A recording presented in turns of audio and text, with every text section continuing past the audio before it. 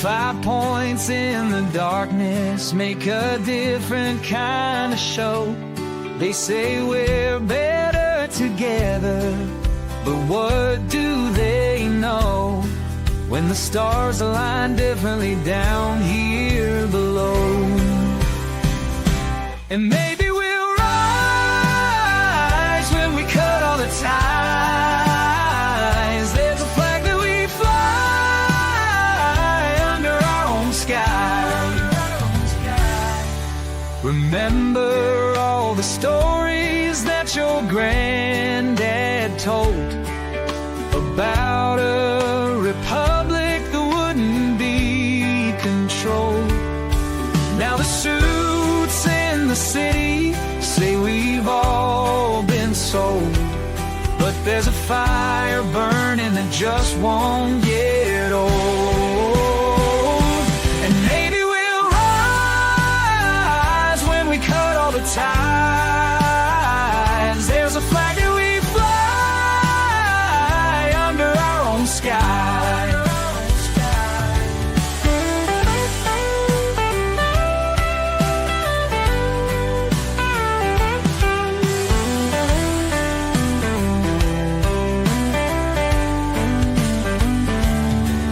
They draw their lines on paper, we draw ours in the sand. Some dreams are getting closer, while some don't understand. Don't understand. The highways stretch forever toward a setting sun, where cattle graze on memories of battles won. They say unity's the answer, but maybe we're done with playing by the rules of the chosen ones. Oh, maybe we'll rise when we cut all the ties. There's a flag that we fly under our own sky.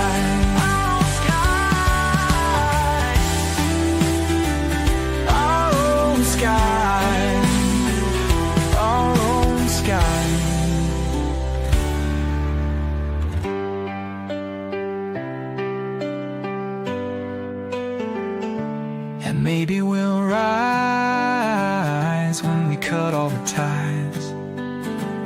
There's a flag that we fly under our own sky. Our own sky.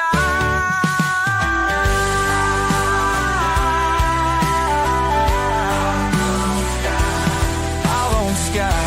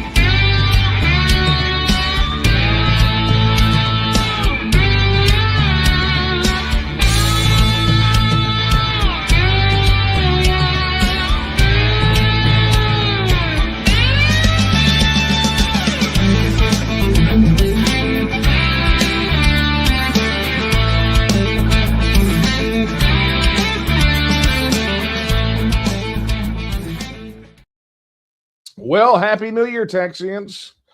It feels like forever since we've been together here on Late Night Coffee Talk, and I got my coffee and I got a break, and so I'm ready to do this and ready to have our first Late Night Coffee Talk in 2026.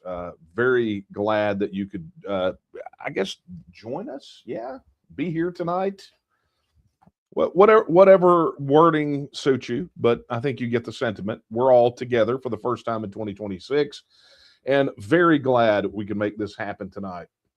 I got a lot to talk about. I would like more more of what you want to talk about. So you're going to need to start peppering me with those questions, so I'll be able to fill some space with something other than me, because I don't. I would prefer to have your questions than me just sit here and talk, right? And I'm sure you would prefer that as well. Anyway, look, Happy New Year to all of you guys, even though it's like 8 days after the actual New Year's Day, but it is our first time together, so Happy New Year. All right. That being said, let us get down to brass tacks. For those of you joining us for the first time, welcome. First off, right? Got to be polite. But number two, let me tell you what all's going on here. If you're joining us for the first time, I'm Daniel Miller, president of the Texas Nationalist Movement, and this is Late Night Coffee Talk. This is that time once a week where I take a break from working on Texas independence. I come in here, pour another cup of coffee. Yet again, this is not like my only cup a day, right? This is one of many, but I pour yet another one. And I fire up the camera and I take your questions, talk about what's on my mind. And we talk about TEXIT, Texas, politics, culture, the state of the world. Sometimes you guys ask me personal questions, whatever it is. And, so this is a back and forth. I get to talk about what I want to talk about. You get to talk about what you want to talk about. It's really a good time will be had by most. Yes, I know the saying is a good time will be had by all, but I like to moderate expectations appropriately. So a good time will be had by most.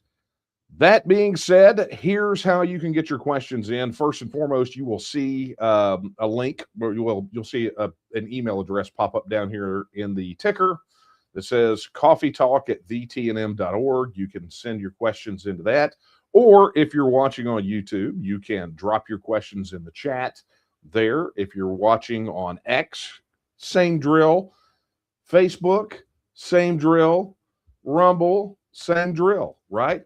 But of course, the folks that are watching us on TNM.social right now, their questions kind of jump to the front of the line, because we are, if you did not see that last couple of episodes of Late Night Coffee Talk in 2025, then you missed the fact that we are shifting a lot of our content, including our new live streaming capabilities, over to TNM.social. That has its own live chat and everything else. So, come join us over there where we don't get censored by big tech. It's fun. And all your hardcore TNM folks are there too, so it cuts down on the noise. But if you're watching us on the other platforms, that's super cool as well. Let me just kind of dovetail off of that to talk about the first thing that I need to talk about, which is wrapping up some 2025 business, right? So those of you that have been connected with us on Facebook for many, many years, I mean, we were early in Facebook. You may or may not have kept up with the saga that we have had. I mean, we sued Meta because they were blocking links to TEXIT now. I mean, there's whole site. I'm not going to go through it. You can go search for Facebook on Texian Partisan and you'll find it. Okay. But it's been a long, strange trip, right? Where we've had issues with censorship on Facebook. We've had algorithmic suppression on X. We have had, TikTok at one point. I mean, it just goes on and on, right? And it's not just one thing. It's always something with these platforms. And so, but tonight I want to talk about Facebook specifically. So if you are participating over there, we have a Facebook page, the Texas Nationalist Movement does.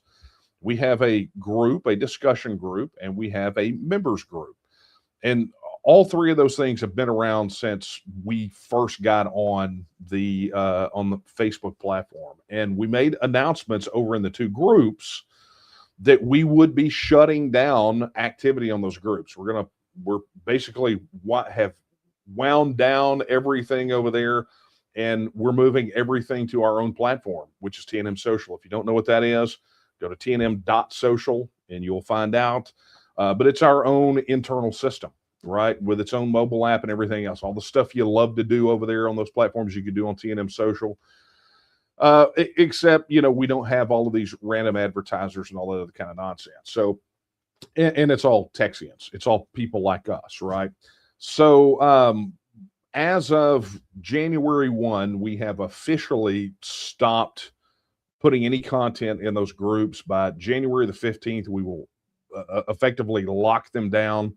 We'll leave them live for 2 to 3 weeks, and then we will shut them down, right? So they're gone. All of that activity will be moved over to TNM Social. So, the page will still be there. We still need a foothold over there. We still need a presence over there. But all of that community activity and action will be taking place on TNM Social. And TNM Social is rolling out lots and lots of new features to accommodate this sort of thing. Matter of fact, if you're watching this live stream on there now, you're looking at one of those features. And it's just kind of an introduction, a taste of what's coming on that platform. But it's a platform for people like us, for Texians who believe that Texas should be a self-governing independent nation, who believe that Texas should be first, right? Not some other supranational entity or other country or other organization or whatever it is, right? It's for TNMers, for Texians, for people like us. And so it exists, and our people are loving it, I do believe, and enjoying the mobile app. So get over there and participate as soon as you can. But I gotta say, I am not disappointed to be leaving at least that community aspect of Facebook, because it's been nothing but a nightmare for years and years and years. I mean, you got to think, there was a time when we were slamming and jamming so hard before they implemented their censorship regime. The Facebook page for the TNM had more likes than the Republican Party of Texas and the Democratic Party of Texas combined, right? I mean, we were just an absolute juggernaut. And then it's like a brick wall, man. It's like all of a sudden Facebook and then Twitter at the time, and then all the, and it's like that they figured out that if they can keep us from communicating with you and with one another, then that would be an effective way to combat the spread of the TEXIT contagion. And so what they did not estimate, or what they did not take into account, is that we just go develop our own platforms. So that's just the way it works. Right out of the gate, let me send a big thank you to Chris Powell before we get to these questions for your super chat on YouTube. Thank you so much. Let's go. Let's go is right. Okay.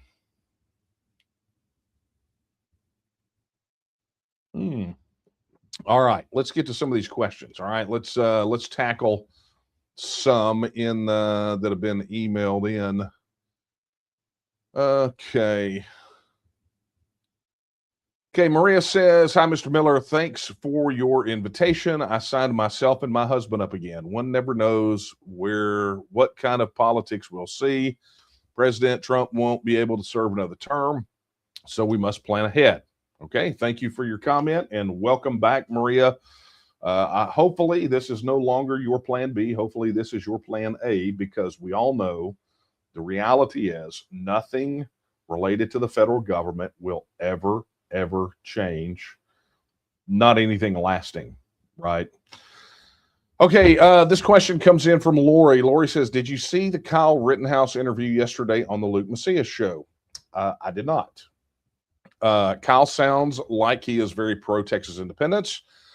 But of course, with it being Texas scorecard, that line of questioning was not pursued.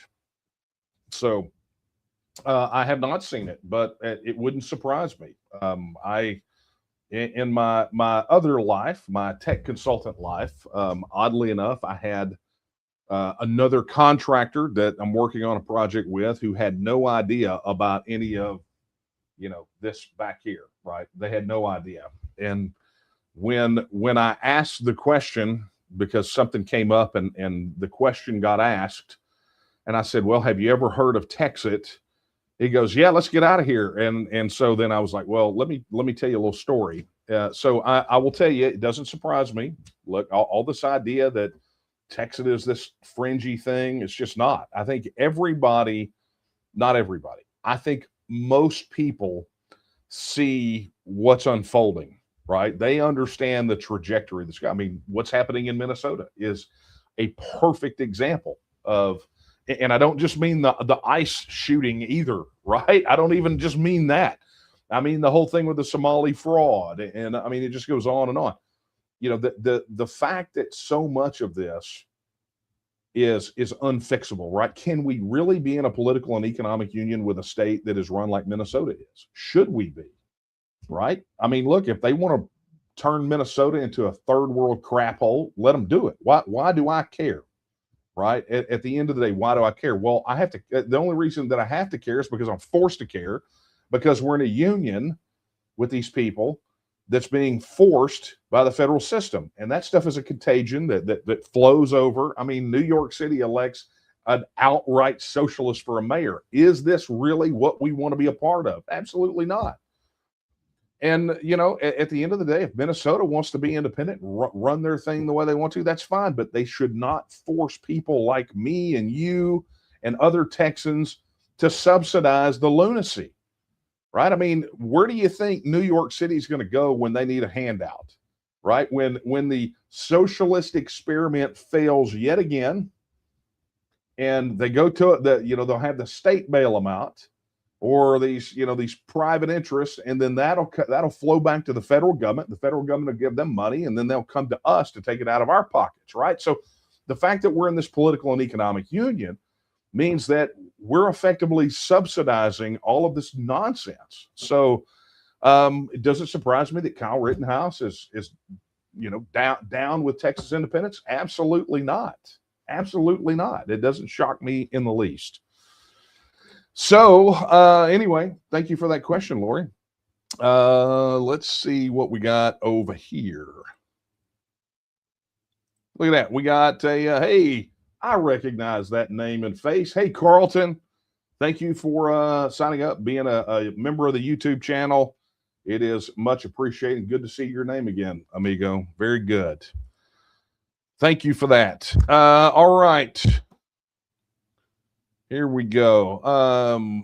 Chisholm Ranch says, have you had any of the coffee that we make? I'm guessing that's supposed to be Marfa, Texas. I have not. But put me down as intrigued, because I always love a great cup of coffee. Look, okay. Let me be total transparency here. I would pretty much drink any coffee if I got to the point of being under caffeinated enough, right? So let's not pretend like I'm some coffee connoisseur. You know, I'm not the dude, pouring it in the saucer and, trying to slurp it out. I don't care about that. I just want a good cup of coffee. I mean, who doesn't want a good cup of coffee, right? I just want a good cup of coffee. And sometimes I will accept substandard coffees. Often. When you travel like we do and have to get it from a hotel, and that may be the only coffee you get that day, sometimes beggars cannot be choosers. Okay. But I'm intrigued. Send me more information, or send me coffee. I'll take it. As evident by, some of the gifts that I've gotten in the past. Chris Milton used to send me great coffee when they had it available. It was kind of wild. And Cheryl Miller, our head of technology, she used to give me coffee too. So,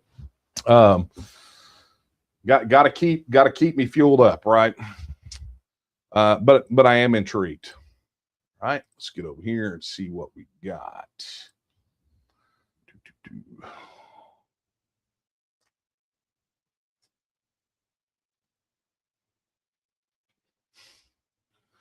Look at that. See, this live stream thing is working with the chat on TNM Social. I'm just over the moon about it, guys. I really am. But let me go ahead and thank a few people over there. A big thank you to Connie for your $25 contribution. Really appreciate it.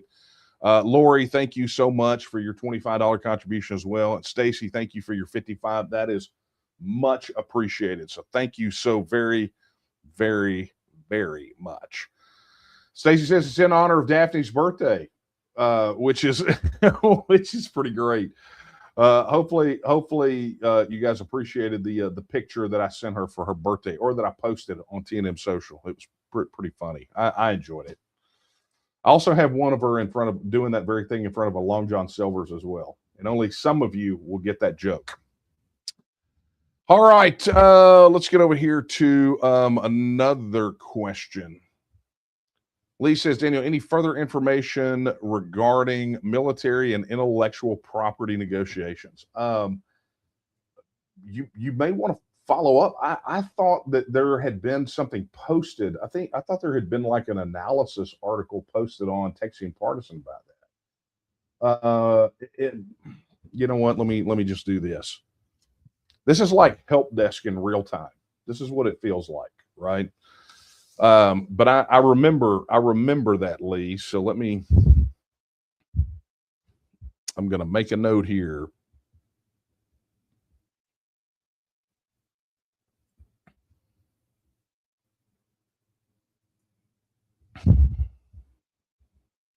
All right, note made. Done. Look at that. I'm analoging it. Pen and paper. Sierra Club hates me. Okay. There we go. All right. Here is a question from Dustin who says, well, it says the Dustin at 151. So I'm guessing it is the Dustin, like the only one, or 151. I don't know. Maybe Dustins have model numbers. Oh no. Anyway, what is happening this year that can get us closer to independence? This country is getting out of control. That, sir, is correct. Yeah. So let's talk about that, right? I mean, I knew that discussion about 2026 was going to come up. Let's just let me just kind of walk you through this. Here's the kind of the bottom line. Well, there is no bottom line. We're just going to go on a journey. So hopefully you poured your coffee too. So I don't know how. Let me figure out how I want to start this off, because let's just say that for the TNM for 2026, the work that we are doing is all about capacity building. Okay.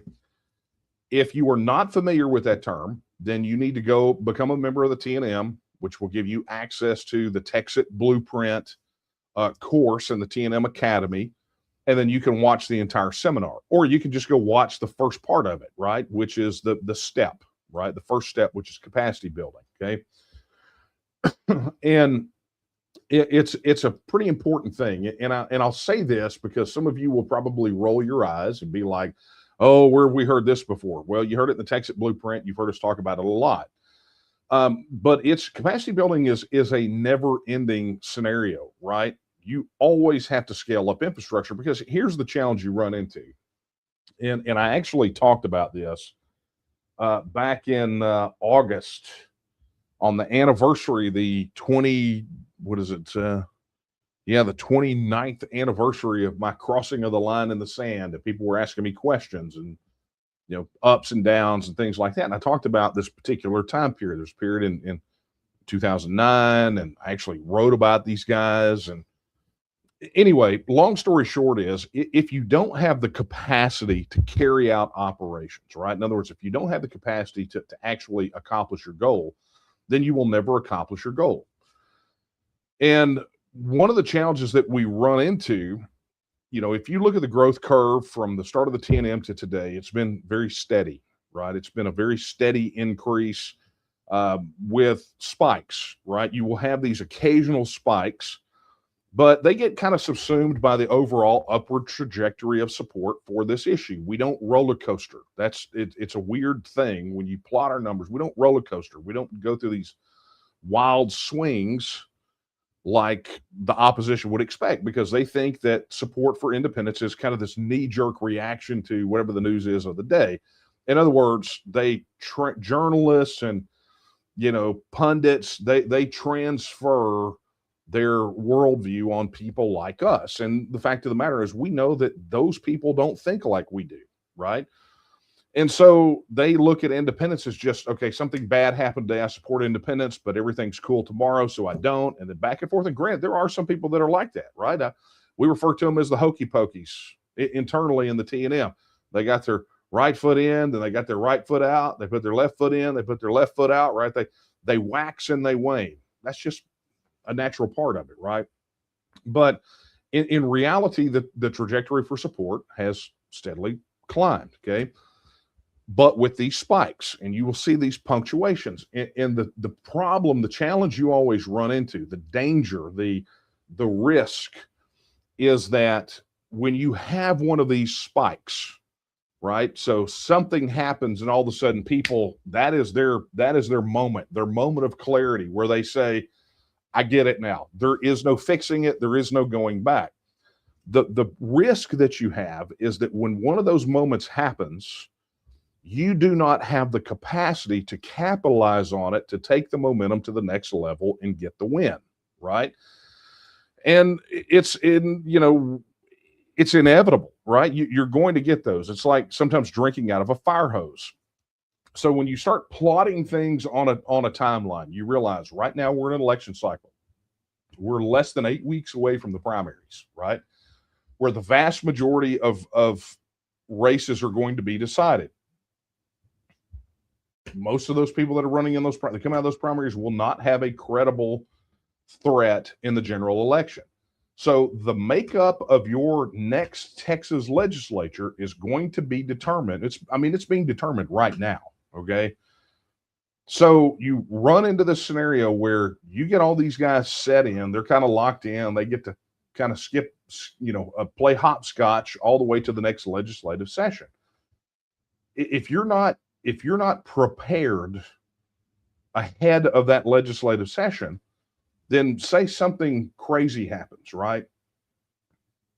Well, it's not even crazy, right? I think it's no secret that the party in power at the federal level typically faces some significant headwinds moving into the midterms. It's a given. It happens all the time. But I think it's also important to note that in this midterm cycle, those headwinds are going to be a lot more excessive, right? There's going to be a lot more push. I mean, you literally had New York City elect a socialist, right? If you think that sentiment is isolated in New York City, you were sadly mistaken. Okay. So you're going to have probably a divided government in Washington, D.C. So all these things that everybody's talking about that, they want to see get done, if they're not done by the time it's over, by the time the elections happen in November and the new Congress hits, they're not getting done at the federal level. So all of you people that have decided that you wanted to step out and give the federal government another chance, understand that your dreams, your hopes, your wishes are about to, that ship is about to run up on the rocks of reality come the midterms, right? And that's just the reality of it. I mean, this is why there was the big scramble for the redistricting and all this other kind of nonsense that was going on. It was essentially a move to try to solidify that control. So my point here is that in running the analysis for these midterms, this is what it looks like. So for us, that obviously is both a good and a bad thing, right? It's a bad thing in the sense that, some of the things that we might like aren't going to get done, but it's a good thing because it's going to wake a lot of people up. And when those people wake up and say, we want TEXIT, they're going to come knocking. They're going to come hit the organization. They're going to be ready for something. And we're going to be just a few, literally 8 weeks from that point until 8 or 9 weeks away from the legislative session starting. But understand the groundwork has to be done in this entire lead up before that ever happens. You can't spin up an operation to go push this thing forward if you're starting from a cold start at the general election date in November. So much of what we're doing for 2026 has got to get ready for this, because we as an organization have to capitalize on the people being ready. What have we always said? When people say, when is independence going to happen? I say, when the people want it to happen. But if we're not ready to channel and organize and do those things necessary when all those people come and we collapse under the weight of our own success, then we get nothing. We go into another legislative session and come out with a major disappointment.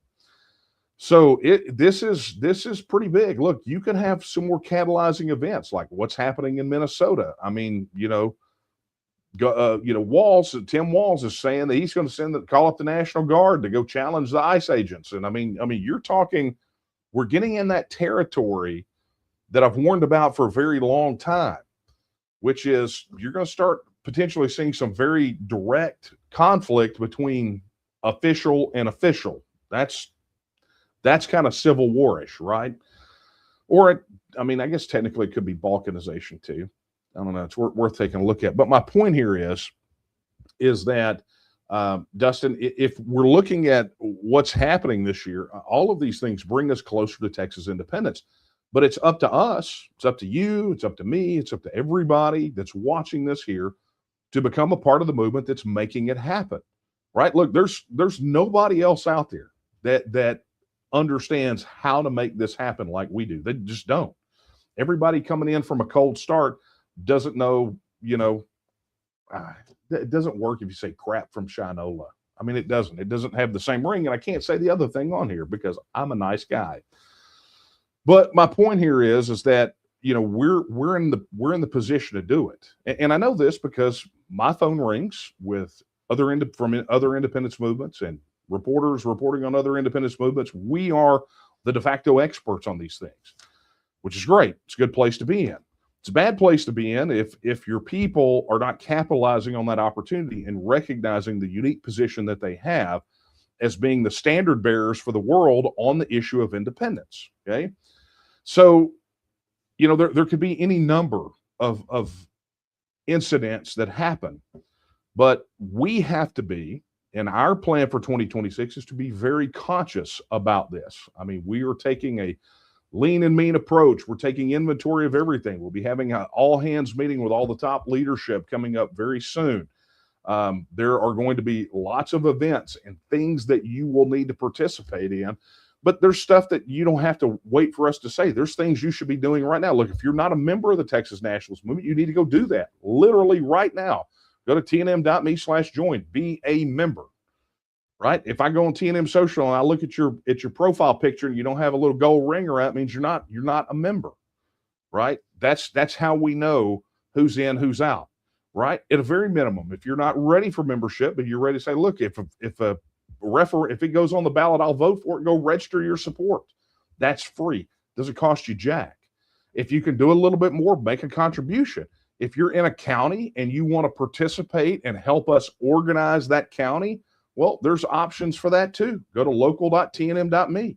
If you want to volunteer or you have a special set of skills, right? You have bookkeeping skills or communication skills or whatever it is. If you got a special set of skills, reach out to us and let us know and say, look, I've got these skills. How can I help?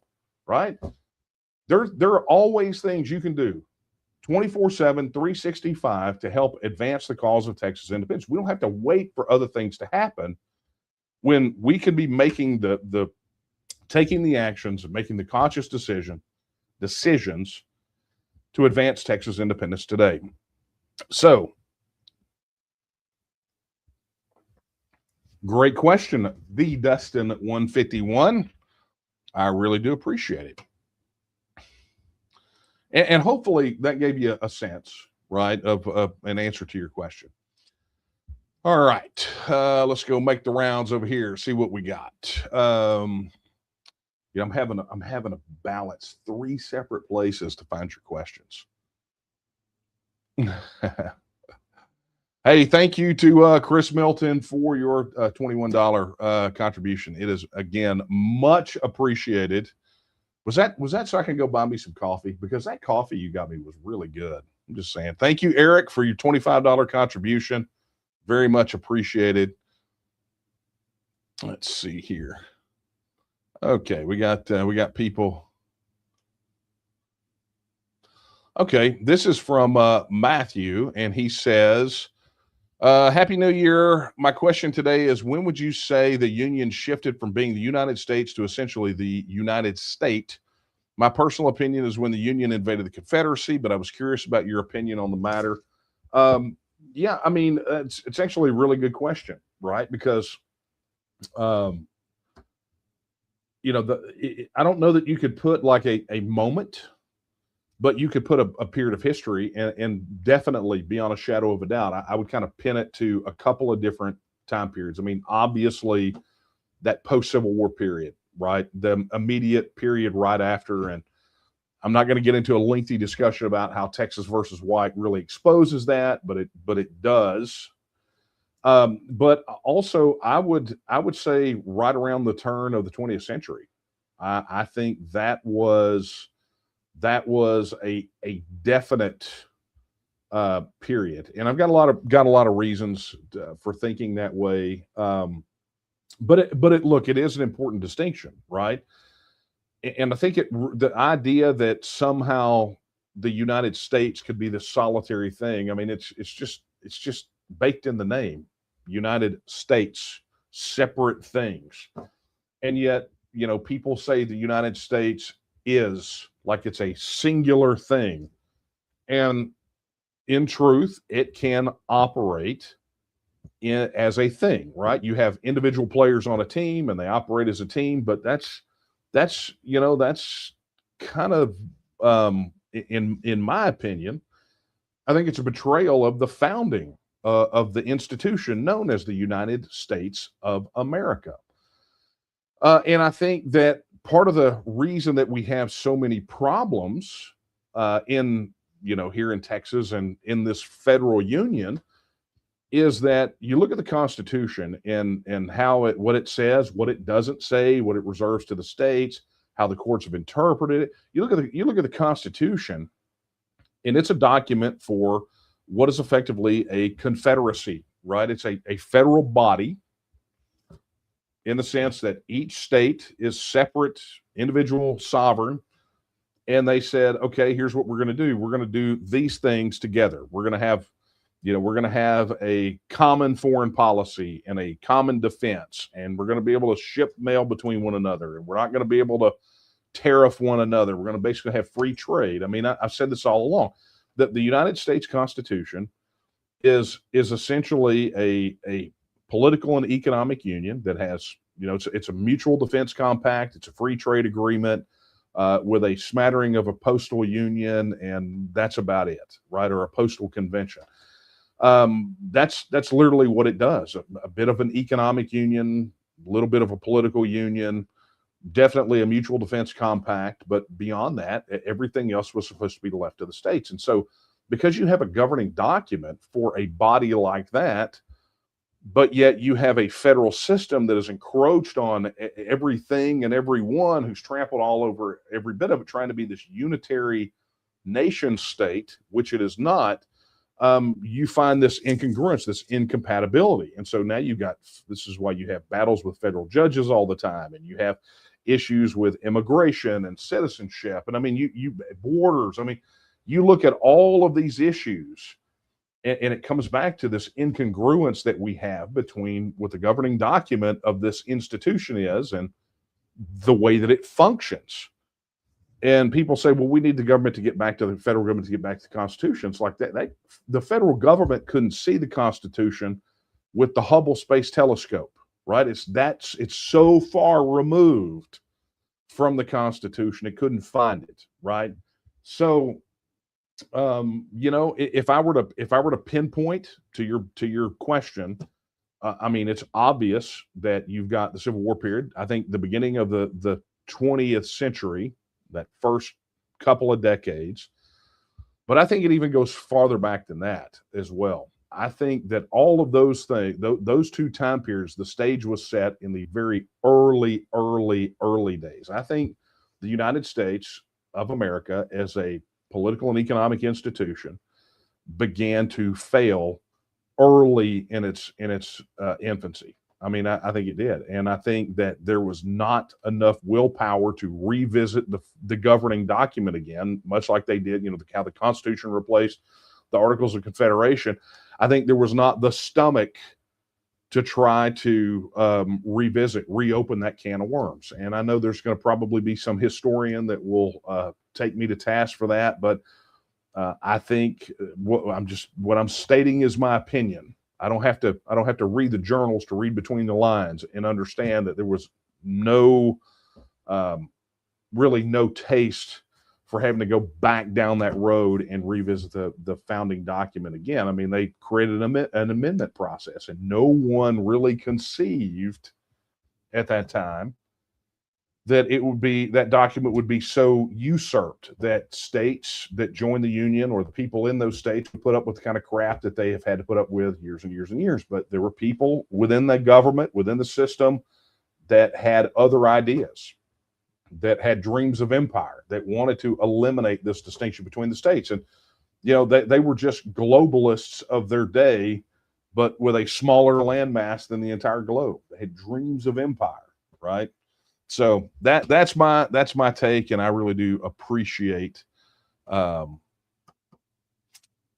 appreciate the question. Thank you for that. And by the way, guys, that came from the chat on TNM Social. So if you're not over there, oh man, they are having a hot conversation about that over there.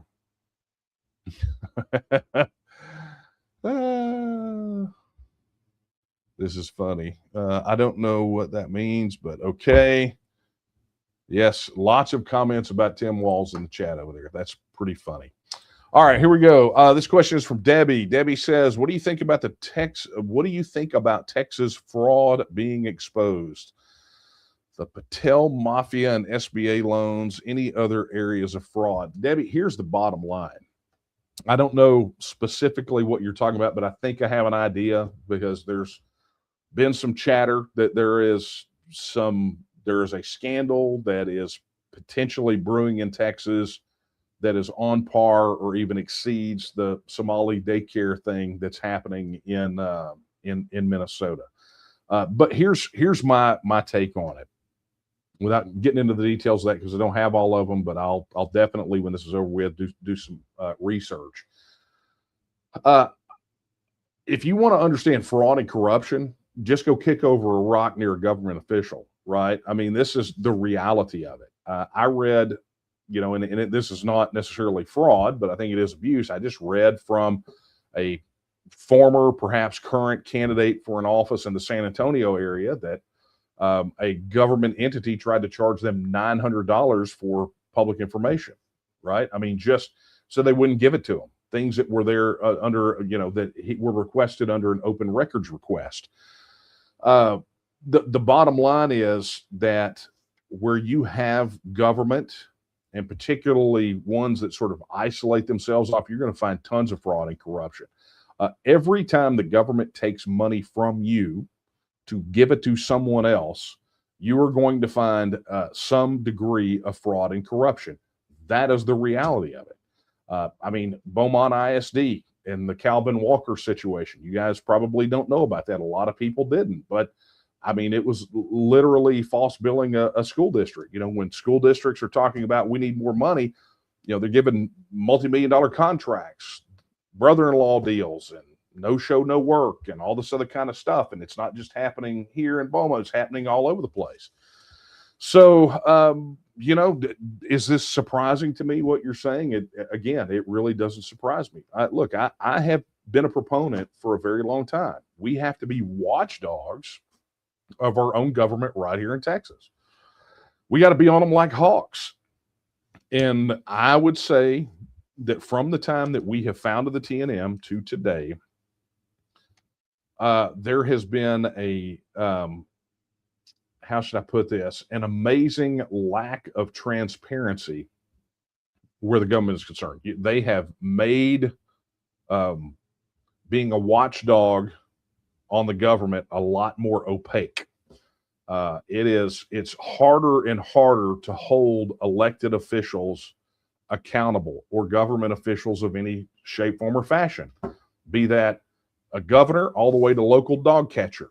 I mean, it's just, they've made it exceedingly difficult. And so when you have a lack of accountability and a lack of transparency, then naturally that's where people with bad intentions are going to go, because they can do the things they do outside the light of day.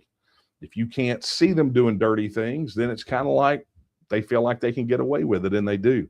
But I'm going to look at this, Debbie. I'm kind of anxious to see what's going on. But I have heard some rumors, but nothing I'm willing to talk about on here tonight. All right. Yeah, somebody commented right there. $900 is cheap. My town charged $16,500, and they do. I mean, it used to be reasonable, right? It used to be reasonable charges.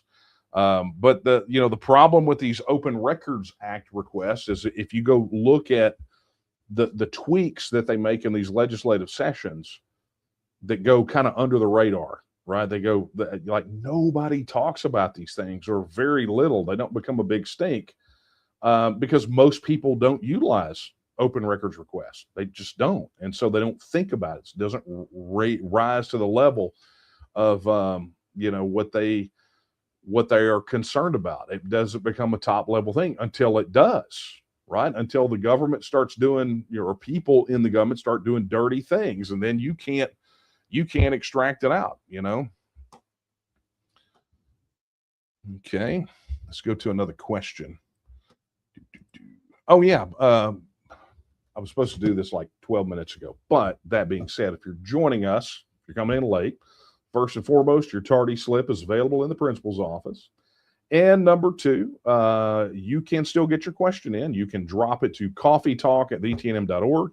If you're watching on YouTube, you can drop it in chat. Same thing on X, Facebook, and Rumble. And of course, if you are watching this live stream on TNM.social, which you should be, then you could go in there and drop it in the chat as well.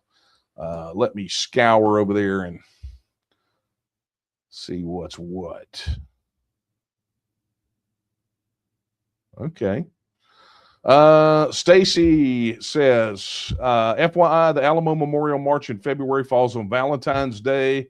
Bring your sweetie to San Antonio for a romantic weekend and honor the Texian heroes. There's your invitation. For those of you who don't know, the TNM for 12, 13 years, whatever it is, I've lost count.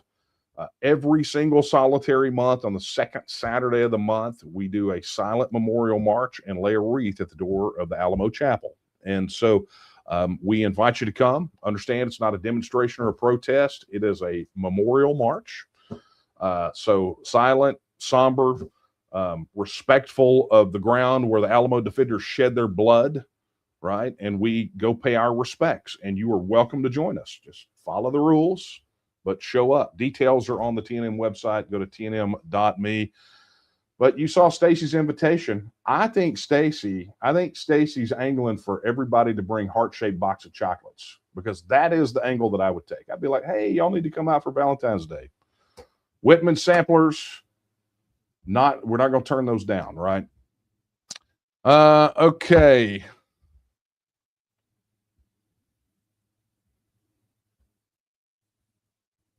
Let's go here. All right, guys. Checking there. Okay, and here we go. Here is a question in from Alexander on Facebook. He says, how can we make this a useful issue for pushing TEXIT? It seems to me that waste, fraud, and corruption would be a great motivation for Texas independence. I'll tell you, I mean, you're not wrong. I mean, you're not wrong at all about that. I mean, it should be a great motivator, but it's not a new motivator, right? I mean, this is literally, I can remember back when I was a kid, people complaining about the $800 hammers and the $1,200 toilet seats, right? From the federal government. I mean, that's why Doge became so popular, Doge, the federal government. But, so much of this is really, I think it's so common that it's so expected that people just kind of turn it into background noise. I mean, they seem concerned about it for about a half a second. So, is it a motivator for some people? Sure. But by and large, most people don't seem to be too motivated by it. But what it does for us, and here's where you're over the target, Alexander, and it's that what it does for us is it bolsters the case, right? I mean, you go look at the Minnesota daycare fraud thing. I mean, when you understand that a lot of these programs that are happening at the state level are extensions of federal programs. In other words, those are federal mandates. And what happens is, and I'll just tell you a Texas example. A lot of the programs from the federal government that they take money from us to go fund they become federal mandates, right? So they're gonna implement this federal program, and then they go to the states, and they're gonna say, now you're gonna administer this program in your state, but here's the challenge: we're only going to give you 40% of the money or 60% of the money, depending on what the funding formula is for any given congressional session, because it does change. And since we're only going to fund part of it, we're going to make you go back to your taxpayers. And if you want to unlock that money and get that money coming back into your state, then you're going to have to get money for the rest of the program to fully fund it from your taxpayers. So they double dip on us. So comes out of our pocket, goes to Washington, D.C. Washington, D.C. takes out their cut like any good mafia don would, right? They get their taste. And then they say, okay, here's the deal. We're going to dangle this money, a piece of your money back, but now you've got to go dip back into your taxpayers, take more money from them to put into this program that they probably don't even want, right? If you want to be able to try to access any of that money. And that's how it works. And so many of these programs are either fully or partially funded by the federal government. And then yet again, which is, by the way, is code for Texas taxpayers, because remember, we overpay anywhere from $103 to $160 billion annually on average. But they're funded by people like us for states like Minnesota or other states that don't put in their fair share, that don't pay their way, right? And then they come in and have to dip out of our pockets to actually be able to access any of that money. So, at the end of the day, Texans should be outraged. They should be. But they don't, they typically don't, because they don't understand the economics at play. The system is a bit of a shell game. It's convoluted on purpose, because if you don't understand it, you can't be mad about it. If you can't be mad about it, then when it comes time to vote for these people at election time, you got nobody to throttle. And here's the deal. At the end of the day, it doesn't matter who you elect anyway, because the government isn't run by the people you elect. It's run by the 2.5 million unelected federal bureaucrats and lifetime appointed federal judges. That's who runs things. Those are the guys that make the things happen, and they're never on the ballot. Never, ever, ever on the ballot. So your best bet is, if you have a concern, is you take this issue of waste, fraud, and abuse, and you go, that is one more reason why TEXIT makes the absolute most sense in the entire world for us. It is the path forward for us, because we chop that thing off. Those federal programs go away. We do what we want to do. Texas taxpayer money stays here. That overpay that we pay into the federal system no longer goes to Minnesota or some left-leaning university that wants to study alcoholism and Chinese prostitutes, or whatever kind of nonsense they want to spend on that crap goes away. And then we can take care of Texas and Texans first and spend that money according to our priorities, or leave it in your pocket so it'll better our economy, and you could not have a hard time putting food on your table, and you can educate your kids the way that you want to, and so you don't have to live paycheck to paycheck, making just enough to get by, but never enough to get ahead. That's what TEXIT means. It's getting the hand of Uncle Scam out of your pocket to go feed all this other nonsense that you would never, if they came to you and said, hey, would you donate to this? You would look at them and you go, what the hell is wrong with you? Did you have a stroke? Are you crazy? What psych ward did you escape from? That's what you would say if they came to you and said, will you donate to this program? But yet they forcibly extract it from you. Money that could be spent on you and your family and in your community and in your city and in your state. They take it from you to give it to crap like this, stuff you would never intentionally fund, ever. This is why we got to get out of this place. I mean, if the crap on the news doesn't convince people now, nothing will. This will not be fixed. There might be a pause, a respite, a little dial back here and there and everywhere else, but the advancements and the encroachments on our freedom, on our individual liberty, on our sovereignty, they continue unabated on 1,000 other fronts. That is the reality, my friends. That's why TEXIT must happen. That's why if you're sitting on the couch which maybe you could be watching this on your TV, which would be kind of cool. But if you're sitting on the sidelines, right, waiting to get in, waiting for that right time, or thinking you don't have anything to offer, you were dead wrong. And much like that letter that I quote from all the time, that letter from the Committee of Safety, from the Community of Liberty, right after the Battle of Gonzales, the text was plain. There is danger in delay. Get serious or get stomped on. That's what the options are. Alexander, thank you. Appreciate the question. Okay, Chris says, can you please update Take Texas Back? I filled out paperwork for precinct chair again. Touch on the delegation precinct level that we need to get our own people on the okay.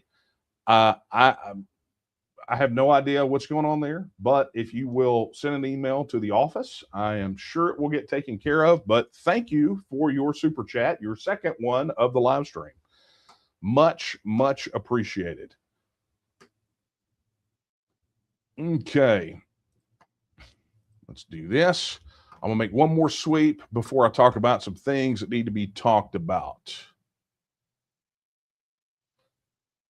Man, you guys are wound up tighter than Dick's hat band over in the TNM social chat. I like y'all. Y'all are being super awesome.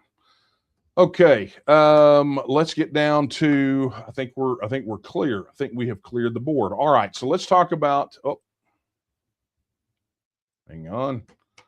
Almost missed one. Doggone it.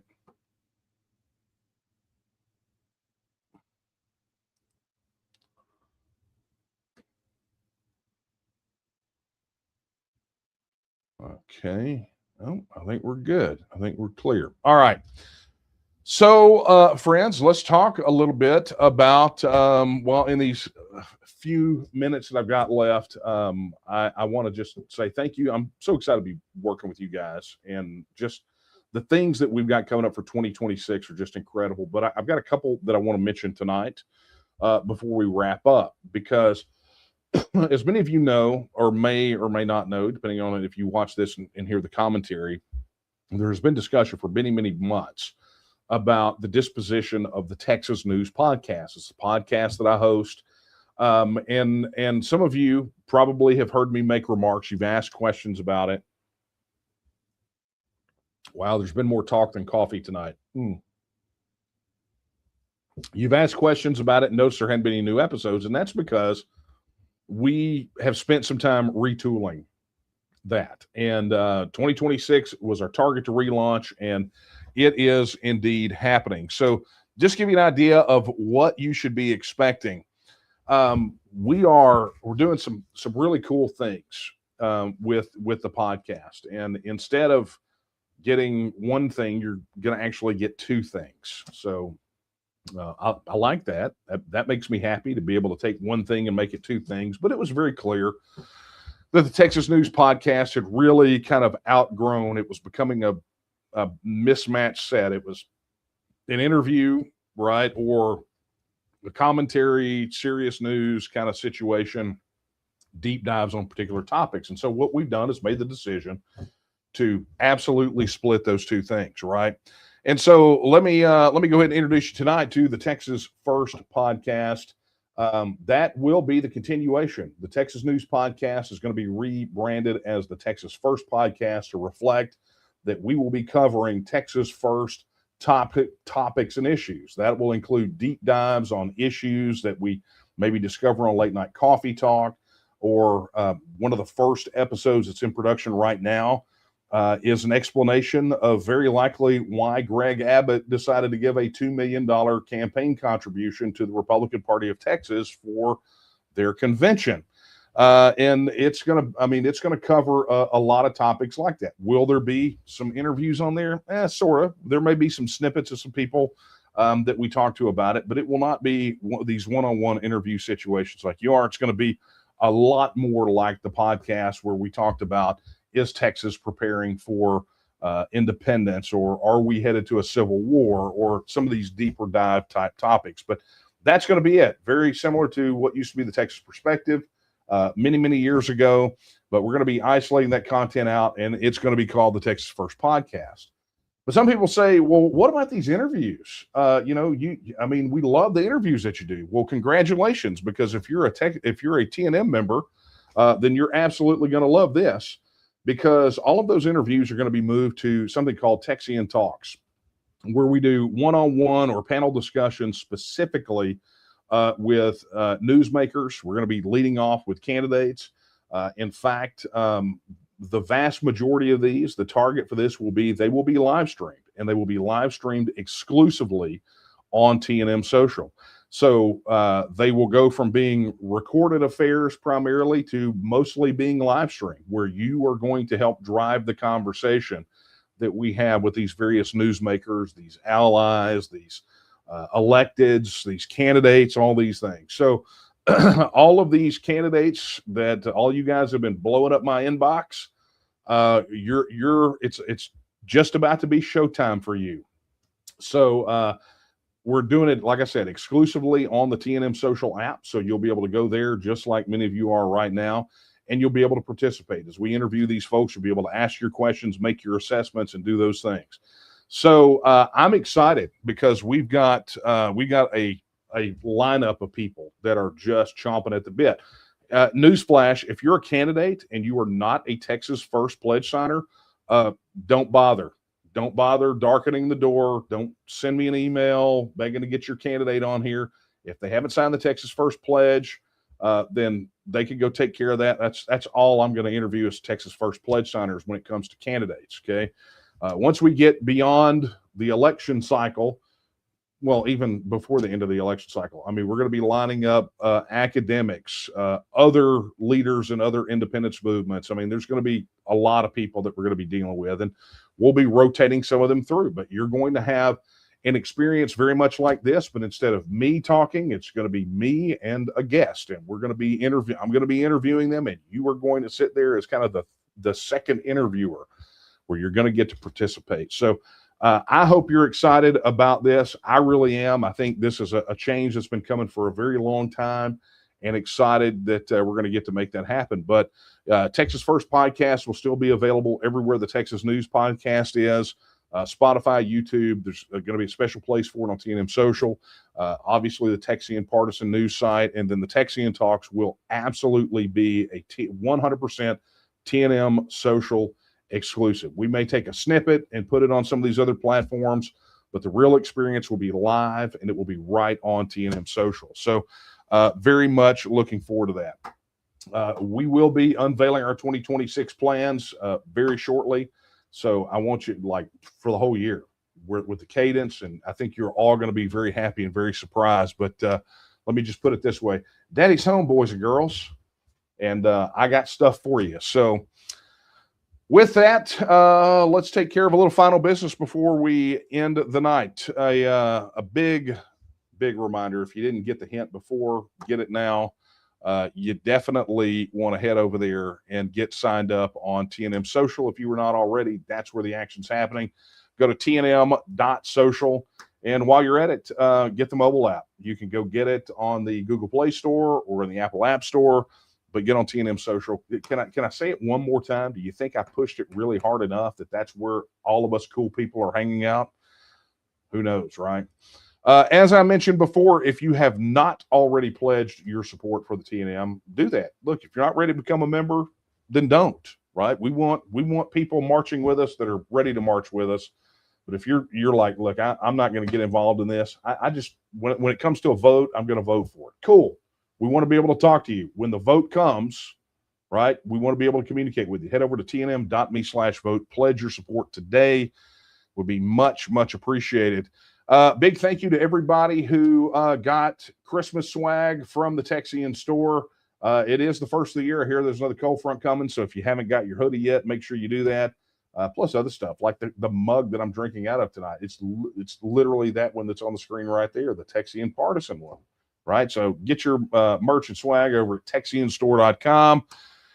And as always, speaking of the TEXIT Partisan, news, views, analysis, independent, head over to TEXITpartisan.com. a look at the events of the day and all these issues related to Texas independence through the official news site of the TNM, the Texian Partisan. Head over to TexianPartisan.com. And look, if you've got questions about TEXIT, like if you just stumbled on this or are brand new to TEXIT, you got a lot of questions. My first suggestion is to head over to TexitNow.org. Spend a lot of time over there. 100 of the most asked questions about Texas independence, the process, how it happens, all that kind of stuff. You can go find those answers at TexitNow.org. And that, my friends, is a wrap. Look, I'm only like a minute over at this point. So anyway, been a good time tonight. Very good to be back together with you. Be super focused, right? It just things feel different. And I'm just glad to be here with you for this first Late Night Coffee Talk of 2026. I will be seeing you next week at this time. If I don't see you before, I mean, who knows what happens, right? No one knows. But with that being said, it's time that I bid you adieu. So I will leave you with the words that I leave you with every time we're together. They're not my words. They're the words of Sam Houston when he said that Texas will again lift its head and stand among the nations. I believe that time is now, and the question is, will you stand with her? Good night, everyone.